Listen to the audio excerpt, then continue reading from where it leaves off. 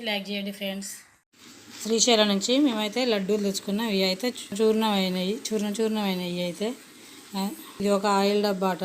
దీంట్లో నూనె పోసి నెత్తి పెట్టుకుంటే నెత్తి కూడదన్నారు, అందుకోసం ఇది ఒక డబ్బా ఇవి 2 బౌల్స్ పసుపు కుంకుమ వేసి దేవుని కాడ పెట్టుకునేటందుకు. ఇది కుంకుమ, అమ్మవారి శ్రీచక్రం మీద కుంకుమార్చన చేసిన కుంకుమ. ఇది గంధం. ఇది స్ఫటికలింగ దండాట. మా ఆయనకి ఎప్పుడు మెడలో వేసుకుంటందుకు ఇష్టంగా ఉంటుంది, అందుకోసం ఇది ఒకటి ఇది కాళ్ళ నొప్పులు తగ్గుతాయని చెప్తుర్రు అక్కడ వాళ్ళు ఆయుర్వేదం అమ్ముకుంటా.